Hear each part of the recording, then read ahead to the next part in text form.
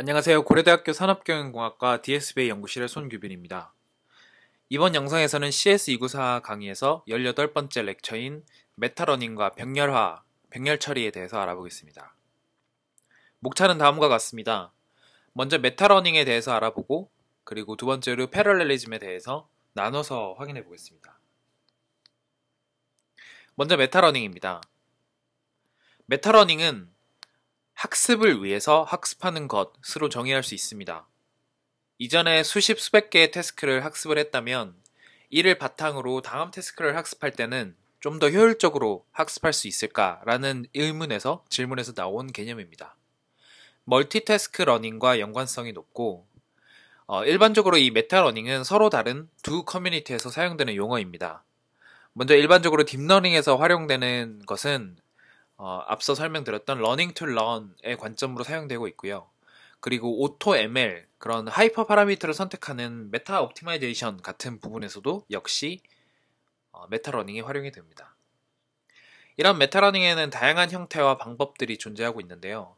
먼저 일반적으로 옵티마이저를 학습하는 것으로 볼 수 있고, 그리고 두 번째로는 이전의 경험들을 활용해서 다음 판단을 활용하는, 다음 판단에 쓰는 R에는 꼴의 메타러닝이 있을 수 있습니다. 그리고 마지막으로 레프레젠테이션 자체를 학습하는 그런 총 세 가지의 방법이 메타러닝에는 존재하고 있습니다.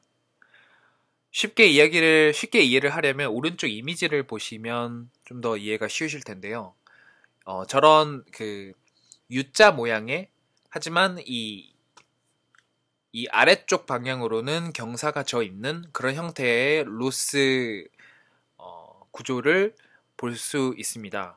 이런 구조에서는 일반적인 그라디언트 디센트 방식으로는 단순히 그라디언트 방향으로 움직이기 때문에 이런 계속해서 이쪽 방향으로 조금씩 내려가긴 하지만 해당 방향의 그라디언트 값이 매우 작기 때문에 이쪽 방향으로는 굉장히 조금씩만 가는 것이고, 이 양쪽으로는 굉장히 급격한 경사를 이루고 있기 때문에 계속해서 이쪽 방향으로는 오실리테이트 하면서 왔다 갔다 하면서 그랜드 스텝이 진행이 되는 것을 볼 수 있습니다. 다만 만약에 메타러닝 관점이 적용이 된다면 이전에 이런 구조에서 결국에는 이쪽 방향으로 갔다라는 것을 학습이 되었다면, 이때 옵티마이저는 한번 이렇게 왔다 갔다 한다면 다음에는 그냥 앞으로 쭉 가는 형태로 파라미터들이 학습이 되게 됩니다.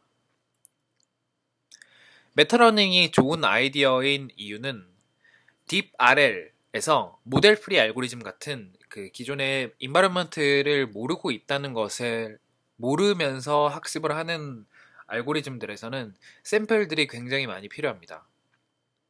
만약에 RL 알고리즘을 배우는 것, 강화학습을 학습하는 것 자체를 학습할 수 있다면 이렇게 샘플이 굉장히 많은 양을 필요로 하는 것에서 좀 더 발전해서 적은 양의 샘플로도 좀 더 해당 태스크를 빠르게 학습할 수 있음을 원하고 있는 것입니다. 역시 우리 인간들도 태어나자마자 뭔가를 굉장히 잘할 수는 없는데요. 역시 기존의 경험을 배우다가 효과적인 학습이 가능한 것입니다.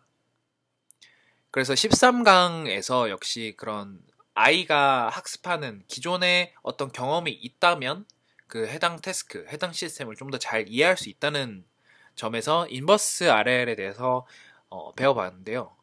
그런 형태에서 역시 먼저 경험을 해야 되는 것은 변하지 않기 때문에 많은 양의 데이터가 필요하다는 것은 같습니다. 그래서 메타러너가 배우는 것은 다음 세 가지로 정리할 수 있습니다. 좀 더 지능적으로 익스플로레이션 하는 것, 그리고 가치 없다고 이미 알고 있는 액션들은 시도조차 하지 않는 것, 그리고 우리가 집중해야 할 피처들은 좀 더 빠르게 캐치해서 중요하게 쓰는 것, 이렇게 세 가지로 나눌 수 있겠습니다. 먼저 슈퍼바이즈드 러닝, 일반적인 슈퍼바이즈드 러닝에서 메타러닝이 어떻게 활용되는지를 보겠습니다. 이미지 클래시피케이션 테스트에서 퓨셜 러닝을 하나의 예제로 볼 수 있겠는데요. 오른쪽에서 일반적인 슈퍼바이즈 러닝의 수식은 다음 이런 fx가 y로 가는 꼴을 볼 수 있습니다. 즉 x를 데이터로 받아서 y를 예측하는 것입니다.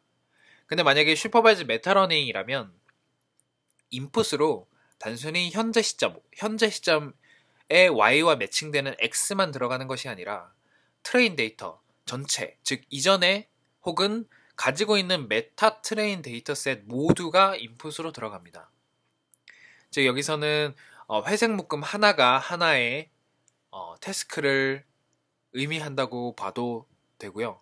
이 회색 묶음 하나의 태스크를 해결하고 그 메타러닝으로 다음으로 넘어갈 때 그 메타러닝과 관련된 파라미터도 아래로 내려가면서 계속해서 학습이 되게 되는 것입니다. 즉 전체 트레인셋과 함께 공통적으로 함께 학습되는 F 함수가 존재하는 것이고 이 F가 메타러너라고 볼 수 있습니다. 즉 이런 메타러닝에서는 현재 태스크에서의 활동, 예를 들어 클래시피케이션을 한다면 현재 시점에서 현재 태스크에서 클래시피케이션 하는 것도 잘해야 되고 전체 데이터셋 자체도 잘 해석하고 이해해야 된다는 것을 볼 수 있습니다. 만약에 이런 경우라면 전체 데이터셋을 모두 한 번에 소화하는 형태를 생각한다면 이것은 RNN이 가장 대표적으로 떠올릴 수 있을 것입니다. 그 구조가 왼쪽 아래에 보시면 이 기존의 데이터셋을 계속해서 다음 단계로 넘어가면서 그 이전의 데이터셋을 모두 고려를 하면서 계산해내는 그런 RNN 모델 구조를 떠올릴 수 있습니다. 그래서 이 기존의 슈퍼바이즈 러닝에서의 메타러닝을 강화학습에 적용을 한다면 약간의 그 명칭이 변하게 됩니다. 먼저 역시 슈퍼바이즈 메타러닝에서는 맨 위의 수식에서 D트레인과 X를 인풋으로 받아서 Y를 내뱉는 형태로 학습이 되는데요. 리인포스먼트 메타러닝에서는 X와 Y가 스테이트 액션으로 변하게 됩니다. 기존의 익스피리언스, 그 트레인 데이터셋과 스테이트를 인풋으로 받아서 다음 그 어떤 액션을 취해야 될지를 예측하는 부분입니다. 여기서 D-experience, 기존의 데이터셋은 이전 스테이트에서 받았던 모든 스테이트와 액션과 리어드의 조합들이 모두 하나의 셋으로 뭉쳐있는 것으로 해석하시면 됩니다. 역시 이것도 기존의 익스피리언스, RNN 관점으로 해석하는 것인데요. 첫 번째 스테이트와 액션 그리고 받았던 리어드 그리고 두 번째에서 받았던 스테이트 액션 리어드 이런 것들을 모두 하나의 익스피리언스로 삼아서 RNN 모델을 통과하면서 현재 스테이트와 함께 이제 다음 액션을 예측하는 형태로 학습이 되게 됩니다.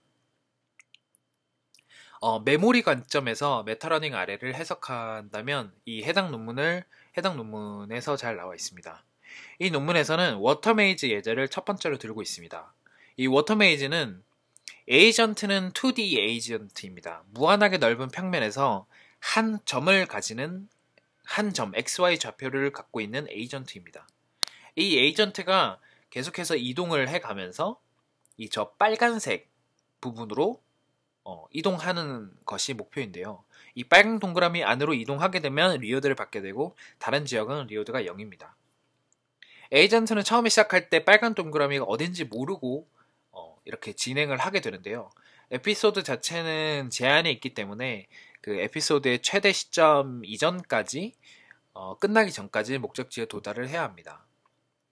그래서 왼쪽 부분은 메모리가 있는 예제를 나타내고 오른쪽 원은 메모리가 없는 부분을 나타냅니다. 그러니까 보시면 이 파란색이 첫 번째, 빨간색이 두 번째, 그리고 노란색이 세 번째 시도를 나타내는데요. 왼쪽 메모리가 있는 예제를 보시면 파란색은 굉장히 헤매면서 빨간 동그라미로 찾아갔지만 그 분홍색 그리고 노란색 두 번째, 세 번째 시도에서는 점점 빠르게 그 빨간색으로 점점 쉽게 찾아가는 꼴을 볼 수 있습니다. 하지만 반대로 메모리가 없다면 이 1차 시도든 2차 시도든 3차 시도든 모두 독립적으로 행해지는 것이기 때문에 나아지는 것 없이 모두 헤매는 형태를 보일 수 있습니다. 그래서 해당 논문의 구조를 좀 더 도식화해서 보면 다음과 같습니다. 먼저 이 트라이얼은 메모리가 공유되는 메타 트라이얼 공간이라고 볼 수 있습니다. 즉 트라이얼 1, 트라이얼 2가 위에 그림에서 나와 있는데요. 트라이얼 1, 트라이얼 2는 각각 메모리가 다르게 메모리 1, 메모리 2 이렇게 존재를 하게 됩니다. 즉 트라이얼 1 자체에서는 이 학습되는 하나의 RNN 구조가 처음부터 끝까지 동작을 하게 되는 것으로 볼 수 있고, 그리고 이 그 트라이얼 1, 트라이얼 1, 트라이얼 2 각각의 트라이얼에서 그 내부에 존재하는 여러 에피소드들은 이 빨강 동그라미가 한 번 정해졌을 때 이전 이 그림에서 이 메모리 부분에서의 first attempt, second attempt, 그리고 third attempt까지 각각의 어템트가 각각의 에피소드와 매칭되는 것으로 생각하시면 되겠습니다. 역시 그 에피소드 간의 메모리는 당연히 공유됩니다. 다만 트라이얼 간의 메모리는 공유되지 않습니다. 그래서 이 폴리시 그라디언트에서 이 샘플들은 일반적으로 서로 독립이고 정보 공유가 되지 않습니다. 그래서 이 트라이얼의 트라이얼 내에서 이 하나의 트라이얼은 그 트라이얼끼리의 비교는 그 폴리시 그라디언트에서의 각 샘플이라고 봐도 무방합니다. 그래서 폴리시 그라디언트에서 일반적으로 얘기하는 그 에피소드와 여기서의 에피소드는 약간 개념 차이가 있습니다. 그래서 하나 더 해당 논문에서 예시를 든 것이 이 미로 찾기 부분인데요. 맨 왼쪽의 이미지가 해당 게임에서 어떻게 그 에이전트가 옵저베이션해서 인바이런먼트 정보를 받아오는지를 나타내는 화면입니다. 그리고 이 메이즈는 크기나 모양, 그리고 출발점, 목표 지점 모두가 랜덤으로 설정이 되는 것이고요.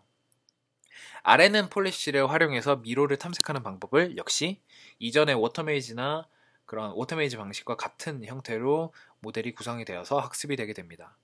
역시 각 트라이얼 내에서는 메모리가 공유되고 그 트라이얼 내부에서는 에피소드가 넘어가면 넘어갈수록 이전에 학습된 것들을 활용하기 때문에 더 나은 성능을 보이는 게 정상입니다.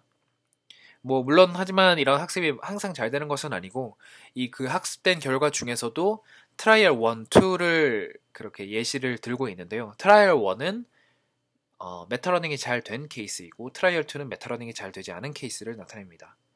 트라이얼 1을 메타러닝이 잘 된 케이스를 볼 수 있는 것은 먼저 첫 번째로 이 파란색이 시작해서 빨간색으로 이동을 할 때 굉장히 헤매했지만 두 번째 시도에서는 이전의 경험을 토대로 굉장히 빨간색으로 잘 가는 것을 볼 수 있고요.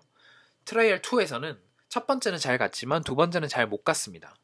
그래서 이것은 잘 되지 않은 케이스라고 보시면 되겠습니다. 여기서 컨텍스추얼 폴리시와의 연관성을 한번 이야기해 볼 수 있는데요. 컨텍스추얼 폴리시는 여기서 컨텍스트까지 함께 이용하는, 일반적으로 폴리시는 스테이트가 주어졌을 때 어떤 액션을 취할지만 나타내는데요. 여기에 기본으로 오메가 정보, 컨텍스트 정보가 추가로 들어가게 됩니다. 예제를 들었을 때 블럭 쌓기를 예제로 든다면 기존에 블락이 쌓여있는 위치, 그리고 그 블락이 어떤 형태로 쌓여져 왔는지를 나타내는 정보가 컨텍스트가 될 것이고, 그리고 저런 사람 모형이 시뮬레이터에서 걸어가는 것을 어떤 인바이런먼트로 둔다면 그 오메가 정보는 워킹 디렉션, 걸어가고 있는 방향을 워킹 오메가로 둘 수 있습니다. 멀티태스크 러닝에서 이런 컨텍스추얼 폴리시는 먼저 어떤 행동을 해야 하는지를 알아냅니다. 여러 가지 태스크가 지금 존재하고 있는 상황에서 어떤 태스크를 먼저 수행해야 될지 그런 것을 알아내는데 굉장히 잘합니다. 그래서 가정용 로봇이라고 생각을 했을 때는 빨래를 해야 할지 설거지를 해야 할지 그런 것을 판단하는 형태가 될 수 있습니다. 즉 오메가는 컨텍스트 인포메이션이자 익스피리언스라고 보시면 되겠습니다. 역시 그것을 강학습에 적용해서 도식화해 보면 기존의 그 메타러닝에서의 수식과 같이 이전 시점의 모든 샘플 액션 리워드들을 컨텍스트로 볼 수 있습니다. 그래서 이전의 모든 인풋 튜플들을 포괄하기 때문에 이것은 굉장히 큰 정보이고, 역시 이런 컨텍스트를 가지고 에이전트가 현재 무엇을 하고 있고 그리고 앞으로 뭘 해야 하는지 인사이트를 얻을 수 있습니다. 그럼 리프레젠테이션 부분을 한번 살펴보겠습니다. 이것은 되게 모두에게 익숙한 이미지인데요. 이미지넷으로 그리고 어떤 특정 모델을 가지고 프리트레이닝을 합니다. 그리고 여기서 프리트레인된 결과 맵, 피처 맵을 뽑아내고 이 피처 맵을 통해서 이제 다른 서브 태스크들로 합으로 내려서 각각에 맞게 모델을 뒷부분을 다르게 구성해서 적용하는 과정인데요. 이런 이미지넷 데이터를 이용한 프리트레이닝 과정은 트랜스퍼 러닝의 가장 대표적인 예제입니다. 이것 역시 메타러닝의 일종이라 이야기할 수 있고, 이렇게 다만 문제가 있다면 이런 프리트레이닝으로 만들어진 피처 맵이 서브태스크로 트랜스퍼 되기 위해서 파인 튜닝을 할 때 이 파인 튜닝이 가장 적합하다는 보장은 없습니다. 다음은 패스트 러닝, 좀 더 빠른 러닝을 위한 그런 방식을 지금 얘기하고 있는데요. 모델 어거너스틱 메타러닝, MAML을 이야기하고 있습니다. 해당 예제는 왼쪽 아래쪽의 그림을 보셨을 때 개미를 형상화한 에이전트가 걷는 것을 학습하는 형태를 생각해 볼 수 있습니다. 이 해당 그 환경에서는 폴리시 그레넌트 알고리즘으로 개미가 걷는 것을 학습하는 것입니다. 예를 들어 이것을 싱글 태스크라고 생각을 했을 때는 우리가 이해하기 쉽게 이런 수식으로 단순화해서 나타낼 수 있는데요.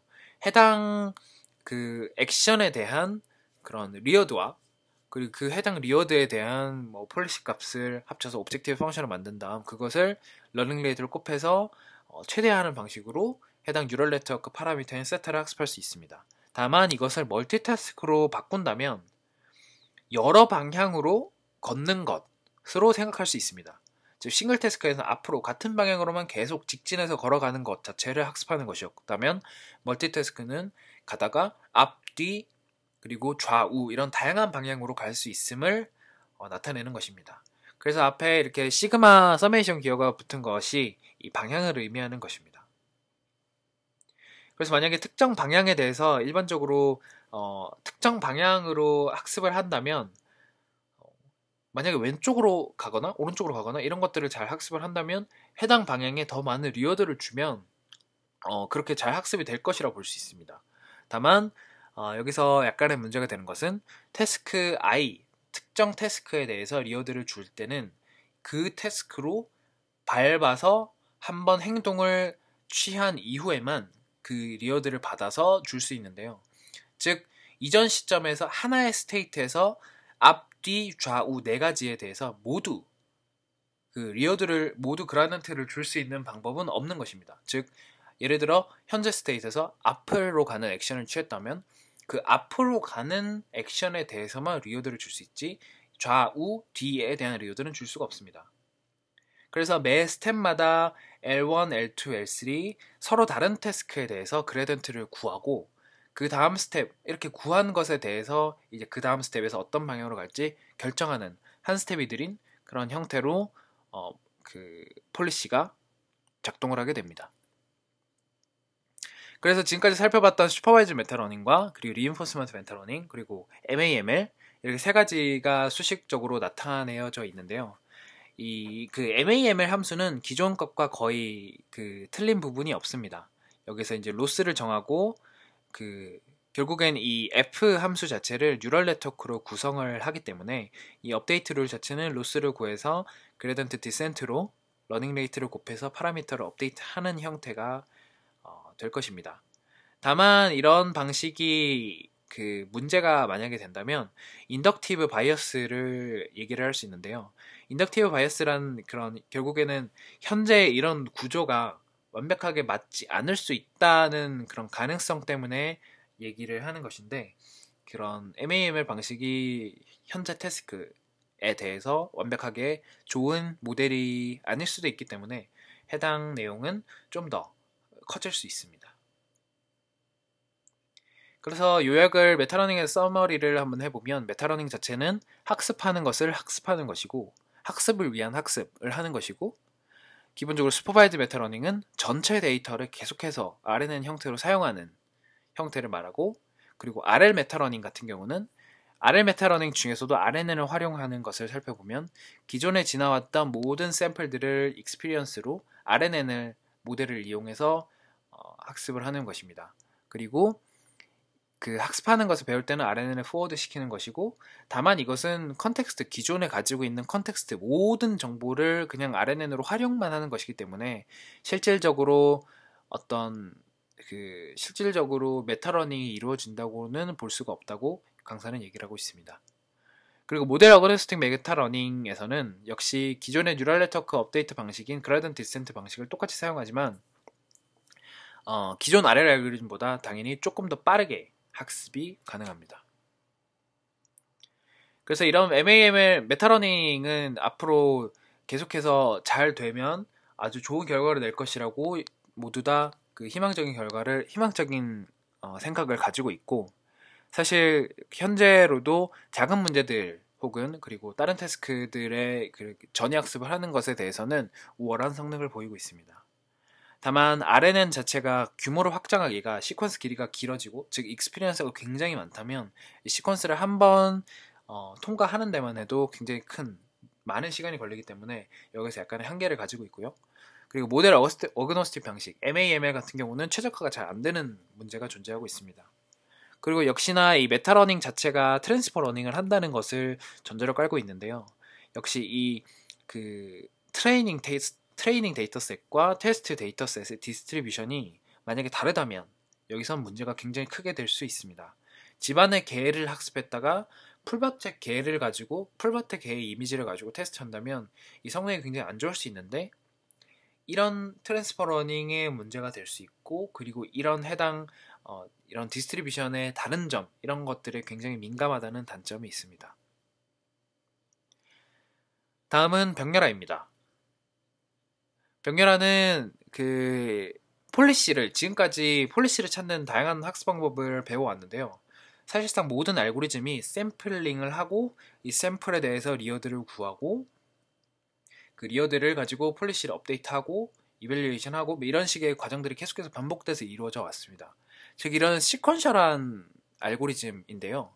이런 시퀀셜한 알고리즘을 병렬로 할 수 있을지, 러닝을 스레드로 할 수 있을지, 그리고 익스피리언스를 콜렉션하는 과정, 샘플링하는 과정을 스레드로 동시에 돌릴 수 있을지, 그런 것들을 한번 알아보겠습니다.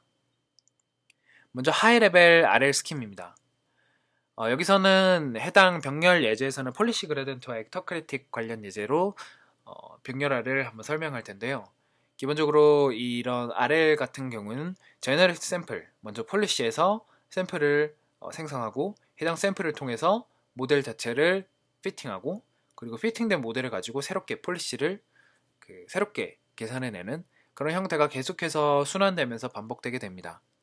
그래서 우측에 여기 estimate P라는 거는 이거는 모델 다이내믹스인데요. 현재 스테이트에서 액션을 취했을 때 다음 스테이트로 이동할 수 있는 확률, 즉 모델의 다이내믹스를 말하는 것이고, 이것을 가지고 여기서는 Q 펑션을 지금 모든 지나온 샘플들의 리어디의 디스카운티드 썸을 Q 펑션으로 정했고, 그리고 이 Q 펑션을 가지고 이 Q 펑션이 위에 있는 컴퓨트된 디스카운트 리어디 썸을 해답으로 삼아서 우리가 뉴럴넷으로 근사한 이 Q 함수를 MSE 로스 같은 것으로 그 차이를 최소화하는 방향으로 뉴럴넷이 학습이 되게 됩니다.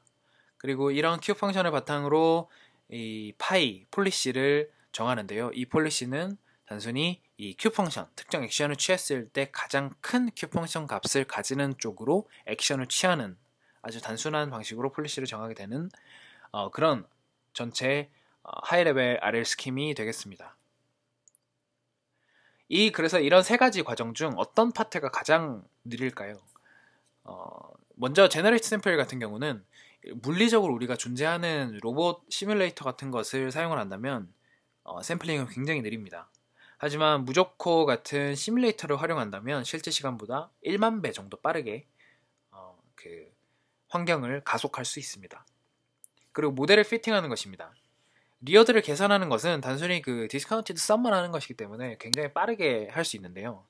하지만 그래서 이 Q 펑션을 피팅하는 것, 즉 우리가 Q 펑션을 뉴럴 네트워크로 근사했기 때문에 이것이 옵티멀 포인트까지 도달하도록 계속해서 파라미터를 학습하는 것 자체는 계산 비용이 높습니다. 꽤 오래 걸립니다. 하지만 이런 것들도 역시 해결 가능한 트릭들이 존재하고요. 그리고 폴리시를 업데이트하는 경우, 역시 이 Q 펑션 값을 맥시마이즈하는 폴리시를 찾는 것으로 폴리시를 정한다면 그냥 맥스 값을 찾으면 되기 때문에 이것은 굉장히 빠른데요. 역시나 이것이 전체 스텝을 계속해서 돌아가면서 폴리시가 가장 적합한, 가장 옵티멀한 폴리시를 찾는 것까지 도달하기 위해서는 굉장히 많은 순환, 이 세 가지 과정을 계속해서 돌려야 되는 문제점이 있습니다. 결론적으로 말해서는 이 모든 부분, 각각 세 부분 모두에 대해서 패러럴라이즈가 가능합니다. 그래서 가장 처음에 먼저 하이 레벨 디시전이 필요한데요. 온라인 러닝으로 할 것이냐 혹은 배치 러닝으로 할 것이냐 이것을 먼저 정하고, 그 싱크로너스냐 어싱크로너스냐, 어느 부분을 동기화시킬 것이냐 혹은 비동기로 동시에 돌릴 것이냐 이것을 정해야 합니다. 간단한 예제로 이 두 가지를 예제로 들 수 있습니다. 폴리시 그라디언트에서는 해당 예제는 샘플을 만드는 것 자체는 병렬로 돌리는 것이고, 이 폴리시 그라디언트 스텝, 이 각각의 워커, 여기서 이제 각각의 이 빨간색 그 정사각형은 각각의 워커에서 샘플을 뽑는 과정인데요. 이 워커를 뽑아서 이 중간에 한번 동기화하는 과정이 필요합니다. 그래서 모든 샘플을 다 모은 후 해당 샘플을 폴리시 그라디언트를 계산하는, 해당 폴리시 그라디언트 값을 계산하는 과정으로 넘겨서 계산할 때는 이 모든 배치 단위의 샘플들을 한 번에 이용을 하게 됩니다. 우측 같은 경우는 큐러닝을 병렬화한 것인데요. 여기서 샘플 생성 그리고 SGD를 피팅하는 것 자체는 이렇게 화살표가 이렇게 여러 가지로 이렇게 나온 것을 확인해 봤을 때 병렬화가 가능한 것인데, 역시 여기 보시면 싱크로너스 포인트가 존재하게 됩니다. 즉, 이 각각의 스텝에서 각각의 워커에서 샘플을 샘플링해서 Q밸류를 피팅하는 것까지는 각각 이루어질 수 있지만, 이 피팅한 Q밸류를 딱 하나 값으로 정해서 각각의 모델에 각각의 워커에 다시 배분하는, 결국엔 저 스텝에서 다시 이 모델을 활용해야 되기 때문에 그것을 다시 배분하는 과정 자체에서는 먼저 싱크로너스 포인트가 존재를 해서 들어가게 되는 것입니다. 그 SGD와 그 병렬화의 그런 관계를 한번 살펴보겠습니다. 병렬화된 SGD와 이런 RLS의 관계를 한번 살펴보겠습니다. 먼저 이런 강화학습에서 병렬화를 하겠다는 의미는 그 SGD 자체를 병렬화하겠다는 의미입니다. 그래서 심플, 가장 단순한 SGD 병렬화를 살펴보면, 각각의 워커는, 여기서 첫 번째로 각각의 워커는 서로 다른 부분의 데이터를 가지고 있습니다. 즉, 각각 따로 샘플링하는 것이고, 샘플링한 각각의 그 트래젝토리를 각각 다르게 가지고 있다는 점입니다. 그래서 여기 워커별로 각각 그라디언트를 계산하고 서버로 보내게 되고, 이 그라디언트 값이 서버에서 합쳐져서 일반적으로 그 예전 강의에서 그 각각의 트래젝토리, 각각의 샘플 혹은 각각의 에피소드, 이것들이 올해 에피소드, 올해 타임 스텝을 밟으면 밟을수록 이 각각의 그 에피소드들은 굉장히 베리언스가 커지게 되는데요. 그래서 이 베리언스가 커지는 것을 하나의 에피소드 계산하고 하나의 에피소드 계산하고 할 때는 이 베리언스 때문에 학습이 제대로 이루어지지 않을 수 있습니다. 그래서 예전 강의에서 이런 에피소드를 하나하나 학습하는 것이 아니라 동시에 여러 가지를 합쳐서 n개의 에피소드를 합쳐서 그레전트를 계산한 후 그것을 n분의 1로 평균해가지고 계산하게 되는데요. 그것을 서버가 그런 역할을 맡게 됩니다. 그래서 서버는 각각의 워커들이 계산한 그레전트 값을 모두 합해서 평균을 내서 새로운 파라미터를 업데이트한 후 그 다음에 해당 업데이트된 그 모델을 다시 각각의 워커들에게 내보내게 됩니다. 이런 방식은 수학적으로는 SGD와 동일하지만 비동기는 아닙니다. 왜냐하면 첫 번째로 각 워커가 서버로 전송하는 시간이 다를 수 있습니다. 각 워커가 샘플링하는 시간이 특정 워커가 느리거나, 그리고 특정 워커가 서버에 보내는 그 인터넷 전송 시간이 느리거나, 그럴 때 딜레이가 발생하는 것이고요. 그리고 만약에 서버가 이제 모든 워커들이 완벽하게 종료가 되었을 때 그것을 합산하고 그것을 계산해서 다시 그 워커들에게 다시 그 새로운 파라미터들을 분배하는 과정, 이런 과정들에게서 각각 싱크로너스 포인트가 존재하기 때문에 전송 딜레이가 발생하게 됩니다. 그렇게 지금 SGD를 완벽하게 수학적으로 적용하려면 완벽하게 병렬화를 할 수가 없습니다. 근데 하지만 그런 항상 최신 스테이트, 최신 모델, 최신 파라미터를 가지고 워커가 동작하도록 하는 것이 아니라 예전, 기존 스테이트, 올드 스테이트를 가지고도 할 수 있도록 허용해 준다면 학습 속도는 굉장히 빨라질 수 있습니다. 하지만 이것은 태스크나 어떤 문제냐, 어떤 문제냐에 따라서 적용이 가능한지 불가능한지는 케이스 바이 케이스로 나뉘게 됩니다. 그래서 가장 단순한 예제를 들면서 병렬화를 설명해 보겠습니다. 여기서는 폴리시 그라디언트를 예제로 들고 있는데요. 먼저 이런 폴리시 그라디언트는 1번에서 4번 이런 네 가지 과정을 거치게 됩니다. 먼저 1번 과정 같은 경우는 그 폴리시를 통해서 샘플을 샘플링하는 과정이고, 2번 컴퓨트는 리어드 값을 가져오는 부분이고요. 3번은 옵젝티브 펑션에서 옵젝티브 펑션 자체를 구하는 값을 구하는 과정입니다. 즉 여기 B는 베이스라인을 의미하는 예전 강의에서 어드밴티지라고 얘기하는 부분이고요. 현재 시점에서 액션을 취했을 때 리어드에서 어드밴티지를 빼서 현재 액션이 평균적인 그 해당 상태에서 밸류, 일반적으로 이게 밸류 펑션인데요. 그것보다 얼마나 더 나아졌는지를 의미하는 것이 요 R-B, 즉 어드밴티지입니다. 그래서 이 R-B 값이 나올 수 있는 확률 값이 이 파이 A 기분 S, 액션 기분 스테이트인데요. 이 확률 값을 로그를 취해서 곱해줘서 이것을 옵젝티브 펑션 값으로 삼는 것이고, 그것을 그라디언트를 계산해서 이 그라디언트를 가지고 최종 네 번째 단계에서 해당 폴리시를 근사한 뉴럴 네트워크에 있는 세타라는 파라미터를 그라디언트 어센트 방식으로 업데이트하게 되는 것입니다. 그래서 여기서 첫 번째에서는 이런 콜렉트 샘플 과정, 샘플링을 하는 과정, 이 제너레이트 샘플 부분을 그 병렬화를 하는 것을 볼 수 있습니다. 그래서 하나의 이 모든 워커들에서 샘플링이 끝날 때까지를 이제 싱크로너스 포인트로 잡고 해당 샘플들을 가지고 폴리시 그라디언트를 진행하는 것입니다. 이렇게 샘플들을 어차피 하나의 폴리시를 통해서 계속해서 샘플링을 하는 것이기 때문에 각각의 샘플들은 매우 각자 독립이고, 그렇기 때문에 서로 다른 워커에서 각각 실행해도 괜찮은 부분입니다. 두 번째는 리어드 계산입니다. 역시 각각의 샘플에서 어떤 특정 스테이트에 대해서 리어드는 어떤 다른 샘플들이 어떻든 간에 영향을 받지 않는 독립적인 거기 때문에 이 역시 리어드를 계산하는 부분 역시 독립으로 병렬화가 가능합니다. 세 번째로는 이 옵젝티브 펑션 계산에서 그레던트를 구하는 과정인데요.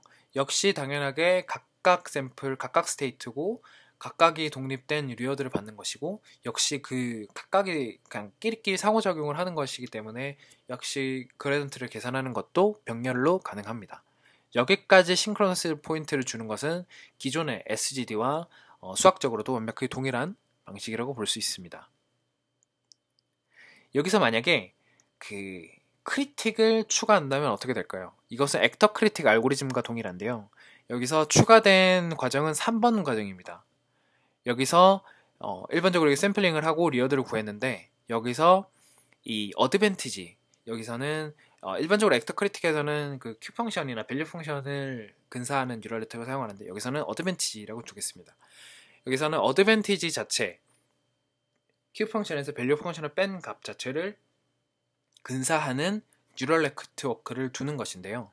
그것을 해당 그 크리틱의 뉴럴 네트워크에 있는 파라미터를 지금 파이라고 두겠습니다.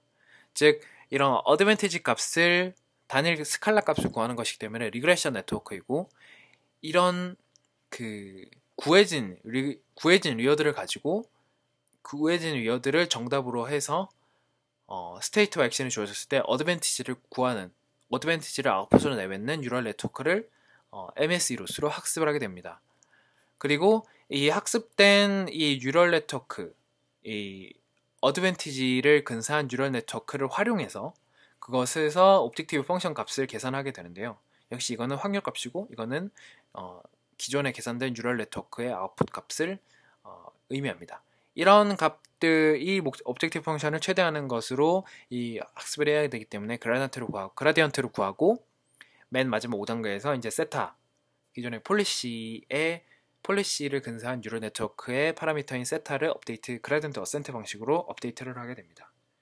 만약에 이런 형태로 간다면 싱크로나이제이션 포인트가 여러 곳 존재하게 됩니다. 먼저 이 샘플 리어드 과정에서는 이것까지는 1번, 2번 과정에서는 병렬화가 가능한데요.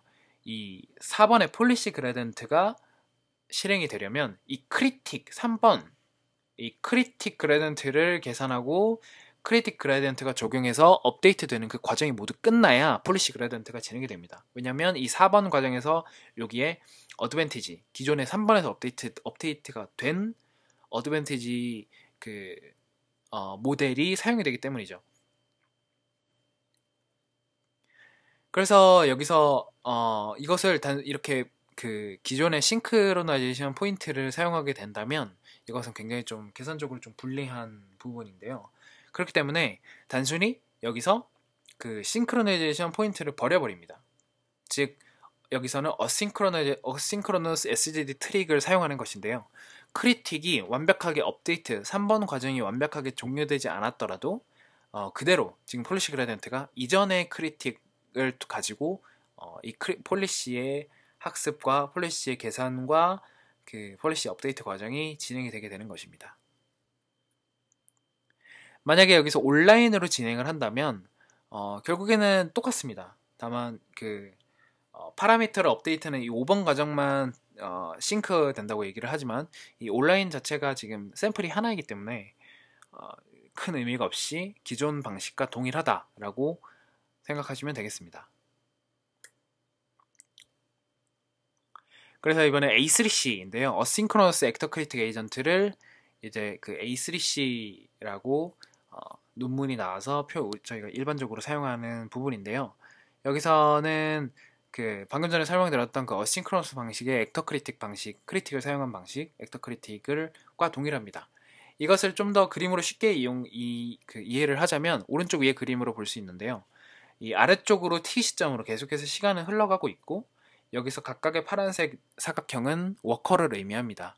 워커에서 각각 샘플링하고 크리틱 구하고 폴리시 그라디언트 구하고 또 이제 각각 업데이트하는 그런 것들을 워커끼리 독립적으로 계속해서 연속으로 중간에 딜레이 없이 계속해서 이루어지는 것이라고 볼 수 있습니다. 이런 알고리즘은, 이런 어싱크로너스 방식은 워커마다 각각 시점이 다르기 때문에 각각 다른 어드밴티지 펑션, 각각의 다른 폴리시 펑션 이런 것들을 활용하기 때문에 그런 익스플로레이션 관점에서는 다양성이 존재를 합니다. 그래서 부트스트랩 같은 효과를 가지게 되고 효율적으로 학습이 되는 것인데요.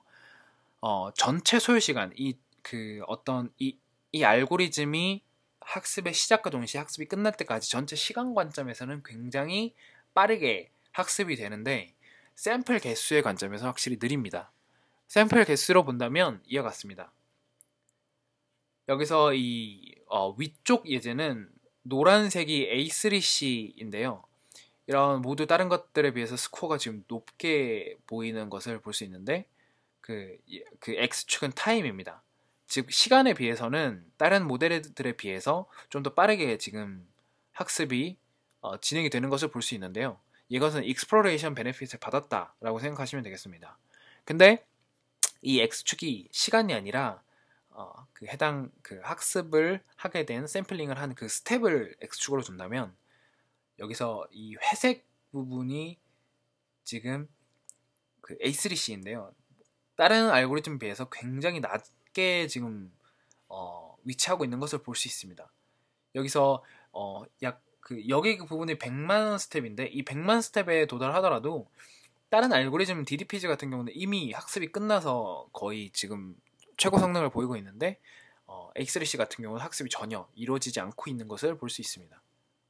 즉 A3C는 이게 결국에는 각각 워커들이 독립적으로 작용을 하는 것이기 때문에 각각의 워커들이 하나의 샘플, 하나의 에피소드를 가지고 학습하고 업데이트를 하는 것이기 때문에 만약에 해당 에피소드가 좀 아웃라이어에 있는 샘플이었다면 잘못된 방향으로 이 전체 모델, RL 모델이 학습이 될 수 있습니다. 그렇기 때문에 굉장히 왔다 갔다를 많이 하는 옵티멀까지 직선으로 가기보다는 굉장히 왔다 갔다 하면서 파라미터를 업데이트하는 것으로 볼 수 있고요.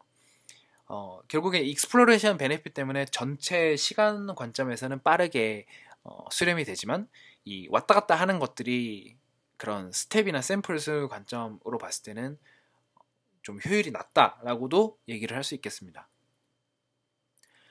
이것은 그냥 이런 병렬화를 하는 그 예제를 그 영상으로 보여주고 있는 것인데요. 이것들이 각각의 기기들이 각각의 워커라고 볼 수 있고 각각의 워커들이 샘플링을 하고 결국 행동을 하면서 샘플링을 하고 해당 데이터를 컴퓨터로 전송하고 최종적으로 이 모든 각각의 계산된 것들을 모아서 합산하는 그런 서버의 역할을 하는 것들이 따로 있는 그런 굉장히 큰 규모의 기계로 구성된 병렬 처리 환경이라고 보시면 되겠습니다. 발표는 여기까지입니다. 감사합니다.